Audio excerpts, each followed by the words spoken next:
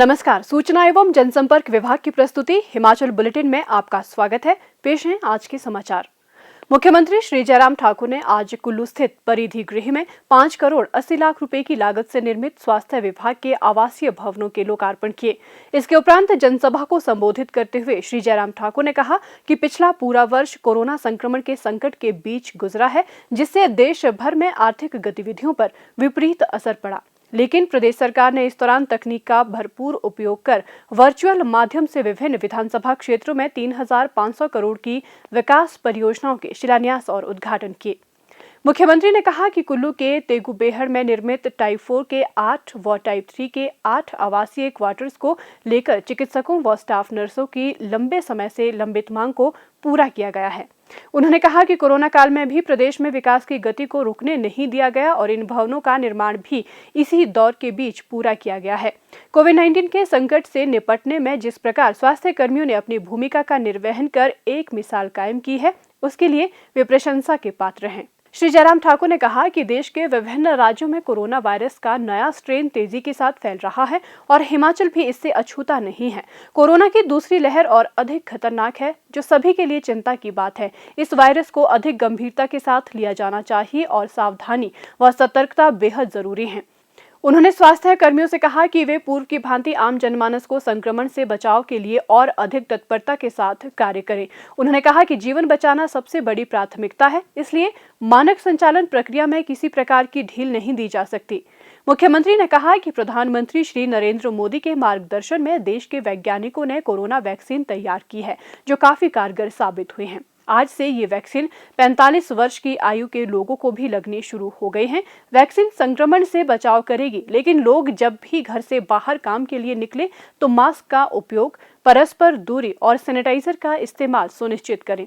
श्री जयराम ठाकुर ने कहा कि इस साल का बजट सबसे कठिन परिस्थितियों के बीच पारित किया गया और ऐसा कठिन दौर इससे पहले इतिहास में कभी नहीं आया। बावजूद इसके बजट में विकास कार्यों व सामाजिक क्षेत्र को प्राथमिकता प्रदान की गई है और पर्याप्त धनराशि का प्रावधान किया गया है। उन्होंने कहा कि कुल्लू जिला में अनेकों विकास परियोजनाओं के निर्माण कार्य अगले 1-2 माह के भीतर पूरे हो रहे हैं और वे जल्द ही इनके लोकार्पण के लिए जिला का दौरा करेंगे। इसके उपरांत कुल्लू में पत्रकारों से बात करते हुए मुख्यमंत्री ने कहा, हिमाचल प्रदेश में कोविड के सिलसिले में आप पूछ रहे हैं, मुझे सिर्फ इतना ही कहना है कि मामले हिमाचल में नहीं पूरे देश में बढ़े, स्वाभाविक रूप से हिमाचल प्रदेश में भी बढ़े हैं। चिंता का विषय है कि जो पर्टिकुलरली हमारा पंजाब के साथ बॉर्डर एरिया का जो इलाका लगता है, वहाँ का नंबर बहुत ज़्यादा, जिसमें ऊना, कांगड़ा, हमारा सिरमौर, सोलन डिस्ट्रिक्ट में काफ़ी नंबर बहुत तेज़ी से बढ़ा है। तो स्वाभाविक रूप से इस बात को हमको मान के चलना पड़ेगा। अगर हिमाचल के अंदर ये वायरस आ गया है तो ये वायरस आगे और भी ज़्यादा बढ़ सकता है। मैं सिर्फ इतना ही कहना चाह रहा हूँ कि अभी फ़िलहाल जो रिस्ट्रिक्शंस हमने थोड़ी बहुत लगाई हैं सोशल गैदरिंग के साथ साथ मास्क के लिए हमने कहा कि इसके लिए एनफोर्स ज़्यादा करिए, ज़ोर से कहिए, आग्रहपूर्वक कहिए उसके लिए। और उसके बाद जो सैनिटाइज़र का इस्तेमाल, उसके बाद सोशल डिस्टेंसिंग, इन तमाम सारी बातों को तो हमने कहा ही। स्कूल के लिए अभी तक हमने पहले 4 तारीख तक बंद किए थे, अब हमने अगला निर्णय 15 तारीख तक जो है फिर से बंद का एक निर्णय लिया है, ताकि बच्चों को कम से कम इस कोविड के संक्रमण से बचाया जा सके। ऐसे आने वाले समय में अभी कहना उचित नहीं होगा हमारा।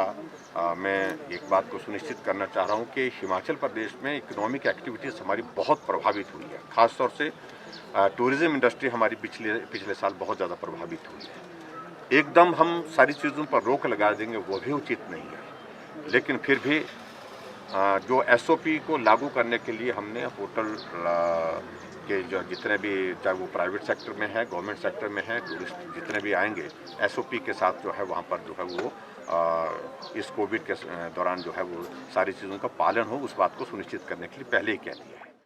मुख्यमंत्री श्री जयराम ठाकुर ने आज मंडी जिला के पंडोह स्थित बीबीएमबी विश्राम गृह में जल शक्ति और लोक निर्माण विभाग के अधिकारियों के साथ आयोजित बैठक की अध्यक्षता की। इस अवसर पर श्री जयराम ठाकुर ने कहा कि जल जीवन मिशन के अंतर्गत भौतिक और वित्तीय प्रगति तथा निधि उपयोग की बेहतर क्षमता में सर्वश्रेष्ठ प्रदर्शन के लिए हिमाचल प्रदेश को देश के 7 राज्यों को आवंटित 464 करोड़ 28 लाख रुपए में से सर्वाधिक 221 करोड़ 28 लाख रुपए प्रोत्साहन निधि के रूप में प्राप्त हुए हैं।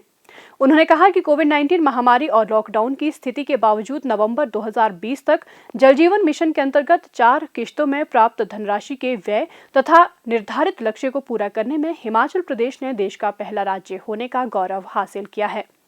मुख्यमंत्री श्री जयराम ठाकुर ने कहा कि जल जीवन मिशन एक सर्वव्यापी जलापूर्ति योजना है, जिसके अंतर्गत प्रदेश के सभी गांवों के घरों में पाइपों से शुद्ध पेयजल उपलब्ध करवाने के लिए सरकार ने योजनाबद्ध तरीके से कार्य किया है। इसके परिणाम स्वरूप प्रदेश के 13 लाख से अधिक घरों में नल कनेक्शन प्रदान कर ग्रामीणों को लाभान्वित किया गया है। प्रदेश के 3 जिलों, 11 खंडों, 825 पंचायतों और 8,346 गांवों को हर घर जल के अंतर्गत लाया गया। प्रदेश के सभी स्कूलों और आंगनवाड़ियों को इस योजना से जोड़कर पेयजल उपलब्ध करवाया गया है। श्री जयराम ठाकुर ने इस बात पर प्रसन्नता व्यक्त की है कि भारत सरकार द्वारा वर्ष 2024 तक जल जीवन मिशन के अंतर्गत 100% लक्ष्य को प्राप्त करने के निर्धारित लक्ष्य को हिमाचल प्रदेश जुलाई 2022 तक पूरा कर लेगा। प्रदेश सरकार जल जीवन मिशन के अंतर्गत न केवल हर घर तक पानी पहुंचाने बल्कि जल संरक्षण एवं संग्रहण जैसी योजनाओं पर भी कार्य कर रही है, ताकि अधिक उपयोग के कारण भूमि के लगातार कम होते जल स्तर को फिर से रिचार्ज किया जा सके। मुख्यमंत्री ने राज्य को 221 करोड़ 28 लाख रुपए की प्रोत्साहन राशि प्रदान करने के लिए प्रधानमंत्री और केंद्रीय जल शक्ति मंत्री का आभार व्यक्त किया। उन्होंने प्रदेश में जल जीवन मिशन के सफल कार्यान्वयन के लिए जल शक्ति मंत्री श्री महेंद्र सिंह ठाकुर के प्रयासों की सराहना की। स्वास्थ्य एवं परिवार कल्याण विभाग द्वारा दोपहर 2 बजे तक जारी बुलेटिन के अनुसार प्रदेश में कोरोना संक्रमण की जांच के लिए आज 3,358 लोगों के सैंपल लिए गए, जिनमें से 114 लोगों की रिपोर्ट नेगेटिव पाई गई है, जबकि 3,243 लोगों की रिपोर्ट आना बाकी है। अभी तक 12,64,229 लोगों की जांच की जा चुकी है, जिनमें से 11,96,856 सैंपल की जांच नेगेटिव पाई गई है। प्रदेश में कुल 63,664 लोगों में कोरोना वायरस के संक्रमण की पुष्टि हुई है, जिनमें से 59,717 लोग इस बीमारी से ठीक हो चुके हैं और 2,895 व्यक्ति उपचाराधीन हैं।